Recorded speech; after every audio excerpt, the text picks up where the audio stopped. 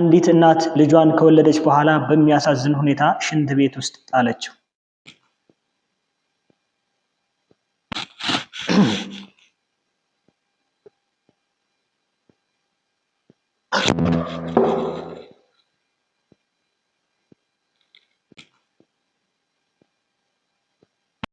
በጣም የሚያሳዝን ነው። ለኢትዮጵያ ተዋሕዶ ቤተክርስቲያን ሰንበት ትምህርት ቤት ለውድቀቷ መንስኤ እንደሆነና ያን ያክል ጥቅም አላስገኘም ተባለ። እኔ ቅር ካላላችሁ ለኢትዮጵያ ኦርቶዶክስ ተዋሕዶ ቤተክርስቲያን ሰንበት ትምህርት ቤት ትልቅ ፌለር ነው ብዬ አምናለሁ።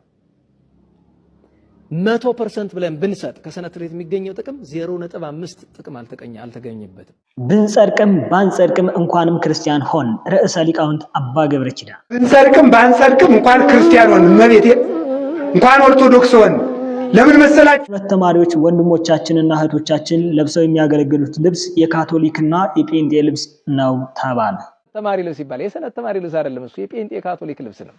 ማን ነገር ኢትዮጵያ ኦርቶዶክስ ተዋሕዶ ቤተክርስቲያን የተለያዩ ፕሮግራሞች በሚዘጋጁበት ሰዓት ፖስተር ሲዘጋጅ ዘማሪት እገሌ፣ ዘማሪ እገሌ፣ መምህር አባ እከሌ እገሌ ይገኛል እየተባለ ስለዚህ ማንም ሰው እዛ ፕሮግራም እንዳይቀር የሚባለው ይህ ከስርዓተ ቤተክርስቲያን እየወጣ ነው ተባለ።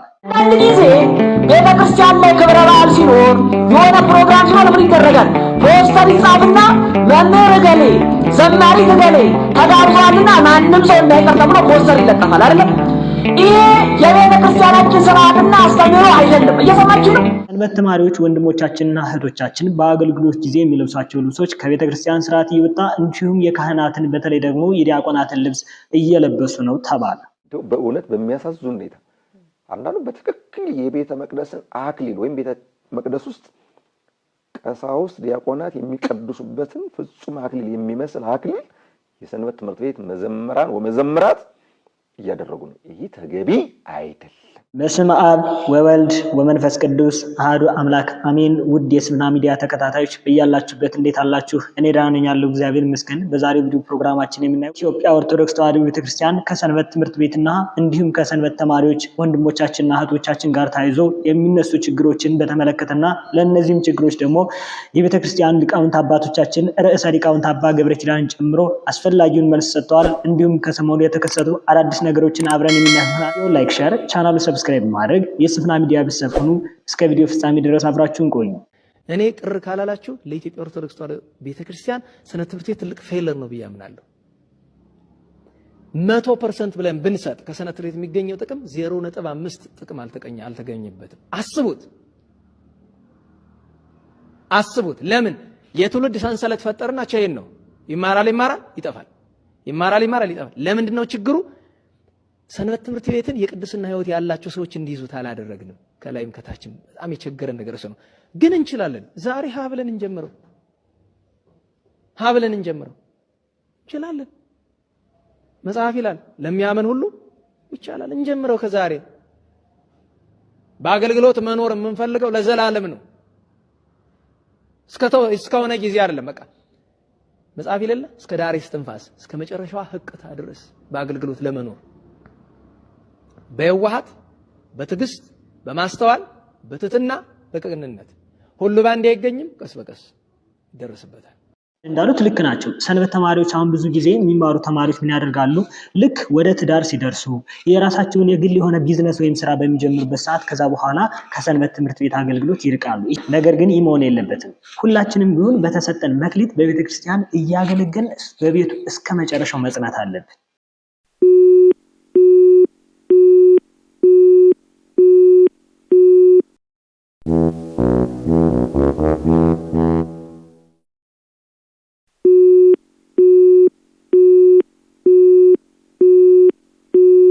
እንዳያችሁት ነው። በጣም የሚያሳዝን ነው። በጣም የምር ይህ ነገር በጣም ያሳዝናል። ልጅ የአብራክን ክፋይ ያክል እንግዲህ እንደዚህ ማድረግ በጣም አንዳንዱ ቤተክርስቲያን መጥቶ ልጅ አጣሁ፣ በልጅ እጦት ተሰቃየሁ እያለ ያለቅሳል። ብዙ እንባን ያፈሳል። በጣም ብዙ ያዝናል። ልጅ ካልሰጠሽኝ ብሎ ይማጸናል።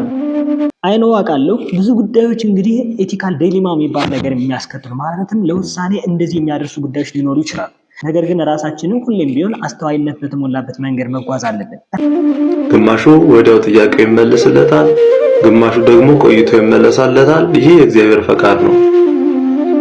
አንዳንዱ ደግሞ እንደዚህ እንደምታዩት ልጅን ወልዶ እንደዚህ ያደርጋልና በጣም ያሳዝናል። ነገር ግን የሆነ ነገር ከተፈጠረ በኋላ ቢያንስ ድጋሜ ፈጣሪን ላለማስቀየም መጣር አለብን። ልጆች እኮ የእግዚአብሔር ስጦታ ናቸው። በቃ አንዴ መጥቷል፣ እንዴትም ብለን ማሳደግ አለብን። ሰውን አንረዳውም፣ በእሷ በኩል ያለውን ችግር አልተረዳህም ምናልባት ልትሉኝ ትችሉ ይሆናል። ልጅ ከእግዚአብሔር የሚሰጥ ውድ ስጦታ ነው። ስለዚህ የተሰጠንን ፍሬ ተንከባክበን በስነ ስርዓት ማሳደግ ይገባናል። ካልሆነም ደግሞ ከአቅማችን በላይ ከሆነ ደግሞ ለሚያሳድግ መስጠት ይሻላል እንጂ እንደዚህ አይነት ሐሳብና ውሳኔ መወሰን ተገቢ አይደለም። የሚገርመው ነገር በዚህ ዘመን እኮ መውለድ የማይችል ሰው ያን ያክል የለም። ለምሳሌ ብዙ ቅዱሳን አባቶቻችን ገድልና ተአምራት ስንሰማ እኮ ወይ እናታቸው ወይ አባታቸው ወይ ሁለታቸው መውለድ የማይችሉ ሆነው ከዛ በኋላ በጸሎት ተገኙ ነበር። አሁን ላይ ፈጣሪ ይመስገን ሁሉም ሰው አብዛኛው ያን ያክል መውለድ የማይችል ሰው የለም። ወደኛ ትምህርት ላምጣችሁ። የጤና ተማሪ ነኝ። አሁን ላይ ፈጣሪ ይመስገን እግዚአብሔር ይመስገን በቴክኖሎጂ ምክንያት መውለድ ይቻላል፣ መውለድ የማይችሉት። ይህን ስል ግን ሙሉ በሙሉ መውለድ የማይችሉትን አይደለም። በሳይንሱ ጎናዶትሮፒን የሚባሉ ሆርሞኖች አሉ። ሉቲናይዚንግ ሆርሞን ኤልኤች የሚባል ሆርሞን እና ፎሊክ ስቲሙሌቲንግ ሆርሞን ወይም ኤፍኤስኤች የሚባል ሆርሞን አለ። እነዚህ ሆርሞኖች አንድ ሰው እጥረት ካለበት ወይም ዴፊሺየንሲ ካለበት ልክ በባዮቴክኖሎጂ ተመርቶ ይሰጠውና ከዛ በኋላ ምን ይደረጋል? ይወልዳል።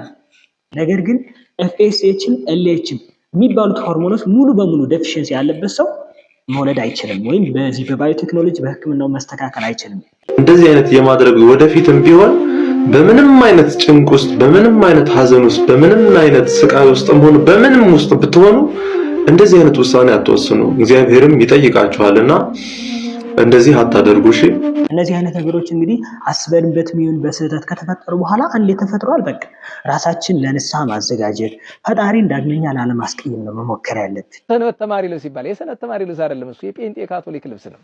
ማን ነገር ሰንበት ተማሪ የሚለው ሰው ልብስ ራሱ ያስቃል፣ ያሳዝናል። ምን ያስቃል? ኧረ ያሳፍራል። ኧረ ነጠላ ለብሳችሁ አገልግሉ። ኧረ እንደው በሞቴ እንደው በዚህ ማህበረ ቅዱሳን ይኸውላችሁ፣ ማህበረ ቅዱሳንን አመስግኜ ልወቅ ሰውንኛውን ማህበሩን ስርዓት በመጠንቀቅ ጎበዞች ናቸው። ነገር ግን እነሱም አይለብሱትን የሰንበት ተማሪ ልብስ የሚባል እነሱ ራሳቸው ስርዓት የጠበቀችውን ይለብሱና ለሰንበት ተማሪው ግን ያን የካቶሊኩን እየሰፉ ይሰጡታል፣ ይሸጡለታል። ሸቃጭ። እኔ እኮ ይገርመኛል። ትክክል ከሆነ እናንተ ማትለብሱት እስቲ ማህበረ ቅዱሳን የመዝሙር አገልግሎት ላይ ያላችሁ ወንድሞቻችን የሰንበት ተማሪው ለብሳችሁ እናንተ ማዘምሩ ለምንድን ነው? እናንተ ስርዓቱን የጠበቀ ትለብሳላችሁ። አመሰግናችኋለሁ፣ ስለዚህ አመሰግናችኋለሁ። ለሰንበት ተማሪው ግን ትሸቅጣላችሁ አይደለም? ገንዘብ ፍለጋ እግዚአብሔርን አትፈሩ ነው አይደለም እንዴ? እንግዲህ ማህበረ ቅዱሳን ሲባል ማህበሩ ሙሉ ላይሆን ይመለከት ይችላል። ይሄን የምትሰራው ክፍል ካየኸው ድንገት ይሄን ላታየው ትችላለህ። እኔም እንቁም ነገር ይገኛል ብለህ ትመጣለህ። ግን ድንገት እግዚአብሔር ፈቅዶልህ ካየው ኧረ ተው አትስፉ፣ ይሄን ነገር ተው። ግድ የለም መደበኛ ቤተክርስቲያን የራሷ ልብስ አላት። ሰንበት ተማሪ የራሱ ልብስ አለው። ነጭ ለብሶ ያገልግል።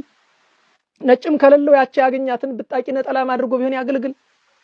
ኧረ እንደ ስርዓት የሌለው ከካቶሊክ ቸርችና ከፕሮቴስታንት ቸርች በ1950ዎቹና 60ዎቹ ተሐድሶች ይዘውት የመጡት ነገር ዛሬ ድረስ ይዘነው ቆይተናል።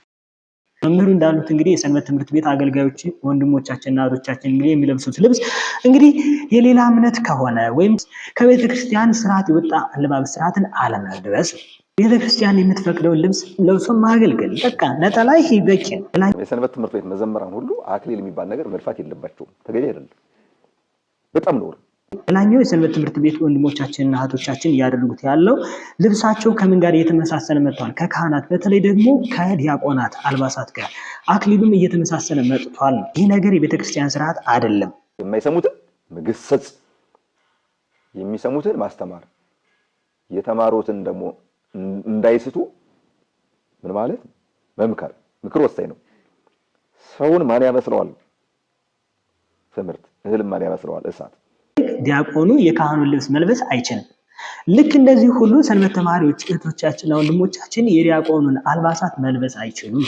እንደው በእውነት በሚያሳዝን ሁኔታ አንዳንዱ በትክክል የቤተ መቅደስን አክሊል ወይም ቤተ መቅደስ ውስጥ ቀሳውስት ዲያቆናት የሚቀድሱበትን ፍጹም አክሊል የሚመስል አክሊል የሰንበት ትምህርት ቤት መዘምራን ወመዘምራት እያደረጉ ነው። ይሄ ተገቢ አይደለም። ነጭ ልበሱ። እህቶቻችን ሻሽ ጠምጥሙ። እናቶቻችን የሚጠመጥሙት ሻሽ አለ አይደል? ያን ይጠምጥሙ። ወንድሞቻችንም ነጭ ልበሱ። አንዳንዱ እኮ እንደውም አክሊሉን ሲያወልቀው ጸጉሩ የተንጨዋረረ ነው። ተገቢ አይደለም። አይመጥ ሌሎቹ የሚለዩበት እንዴት ያለ ነገር ይዘጋጅላቸው። ተረዳሽኝ አይደል?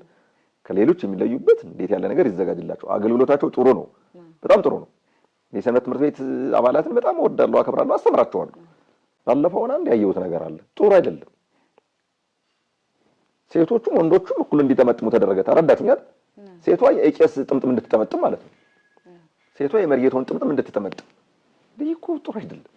በቃ አሁን ያንቺ አለባበስ በእሱ አለባበስ አምሮብሻል። በቃ በለበስቱ አለባበስ እንጂ ሻሽ ልክ እንደቄስ አጠማጠም ታምር። በእውነት ግርም እኮ ነው ያለኝ። ለምን ሲባል ሁሉም አንድ ይሁን ወይ ታምር። የምር በዚህ ዘመን እንግዲህ በጣም የሚያሳዝን ዘመን ነው። እርቃንን መሄድ እንደ ሞደርናይዜሽን ወይም እንደ ዘመናዊነት የተቆጠረበት ዘመን። ሴቶቹም አብዳችኋል መቼም። እውነቴን ነው። ጨርቃችሁን እያሳጠራችሁ ራቁታችሁን ፎቶ እየተነሳችሁ ልቃላችሁ። ወንዱ አይኑን አፍጥጦ እዚያ መዋል። በተለይ ደግሞ ሴቶች ላይ እርቃንን መሄድ፣ ገላን እያሳዩ መሄድ፣ ሰውነትን እያሳዩ መሄድ፣ ይሄ እኮ ከቤተክርስቲያን ስርዓት ይወጣ ነው። አሁን እኮ እንኳን ጻድቅ ወንድ ጀግና ወንድ እንኳን አናገኝም። ወደፊት ጅላጅል ነው ዝም ብሎ ማለት አልቋል። በሴት ፎቶ የነወለለ ነው በእውነቱ ማለት ነው። የሚያሳዝነው ነገር ደግሞ ፎቶ ይነሱና ይህን የእርቃን ፎቶ የት ላይ በተለያየ ሶሻል ሚዲያ መልቀቅ፣ በኤፍቢ፣ ኢንስታግራም፣ ቲክቶክ፣ ዩቲዩብ፣ ዋትኤቨር፣ ቴሌግራም። ሴቶች ታይተው የመወደድ ጸጋ አላቸው።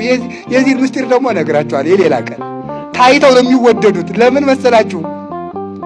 አዳም ሔዋንን ስለጠላት እንጨት አብልተሽ አጠፋሽ ስላለ ከዚያ በኋላ ሴትናዋን ጠበኛው ነው ሊቀሩ ሆነ። እዚያ በኋላ እግዚአብሔር ለሴት ልጅ ምን አደረጋት? ታይታ እንድትወደድ አደረጋት።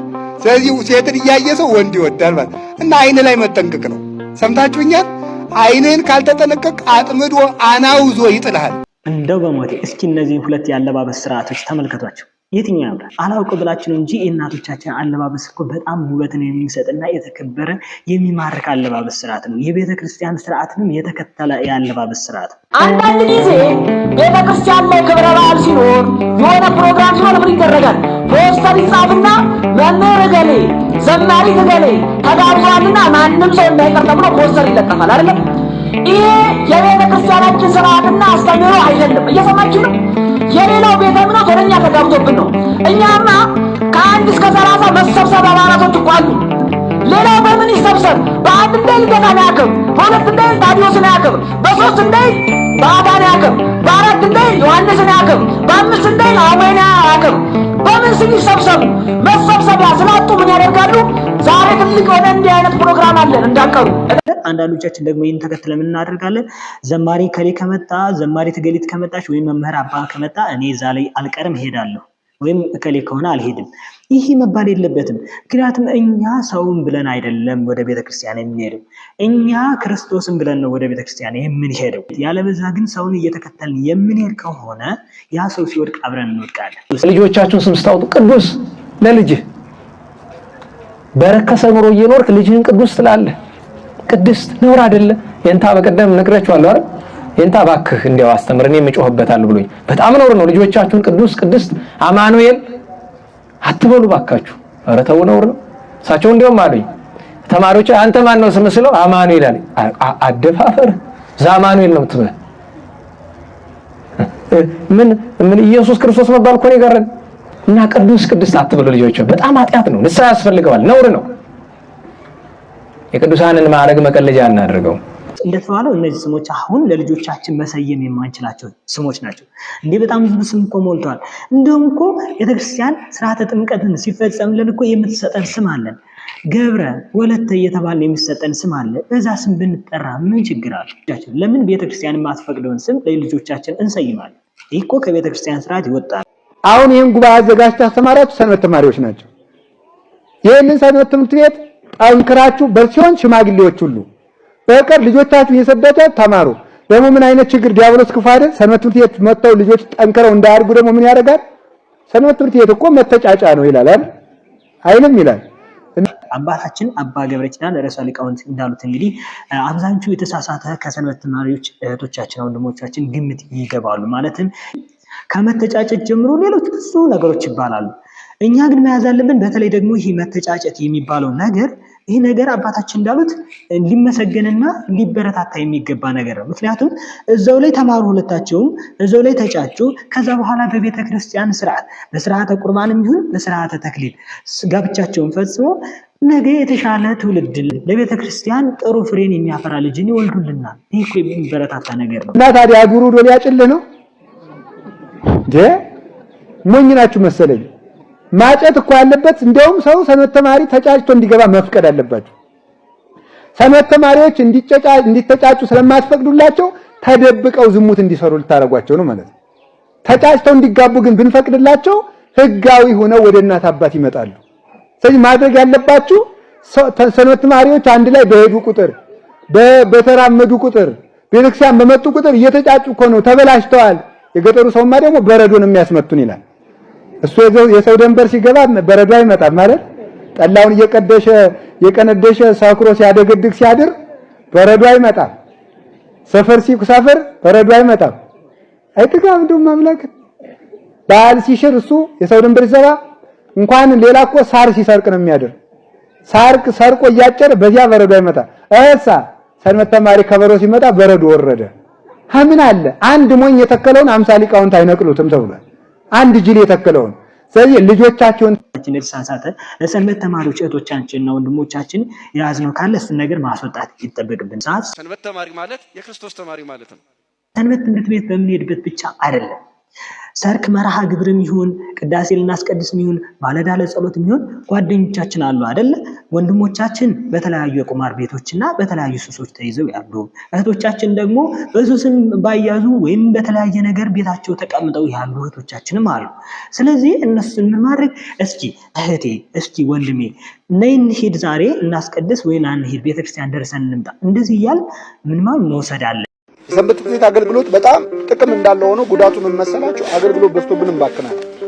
አንዳንዴ መተን ወደዚህ ስንል አንዳንዴ ልክ ወንጌል ሲጀምር ስብሰባ የሚያምራቸው ሰዎች አሉ።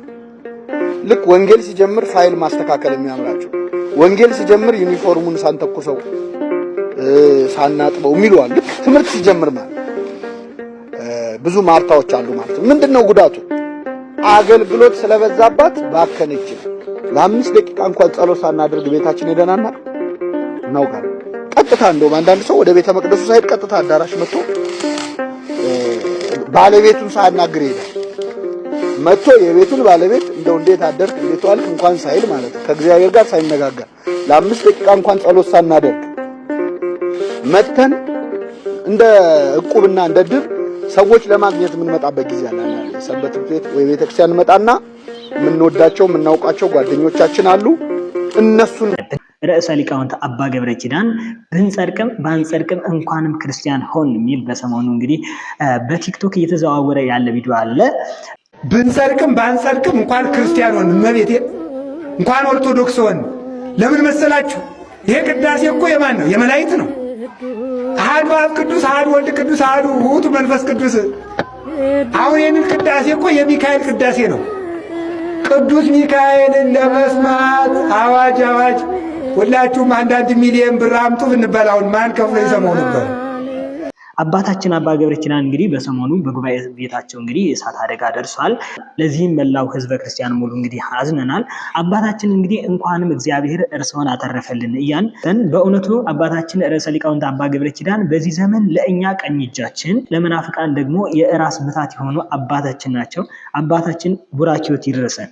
ውድ የስብና ሚዲያ ተከታታዮች በዛሬው ቪዲዮ ፕሮግራማችን እንግዲህ ከሰንበት ትምህርት ቤትና ከሰንበት ተማሪዎች ጋር ያሉ ችግሮችን እንዲሁም በሰሞኑ የተፈጠሩ አዳዲስ ነገሮችን እንግዲህ አብረን አይተናል። እስከ ቪዲዮ ፍጻሜ አብራችን ስለቆያችሁ እናመሰግናለን። በቀጣይ በሌላ ቪዲዮ እስከምንገናኝ አብረን ሰንብት። ቪዲዮ ላይክ፣ ሼር፣ ቻናሉ ሰብስክራይብ ማድረግ እንዳትረሱ። ደህና ሁኑ።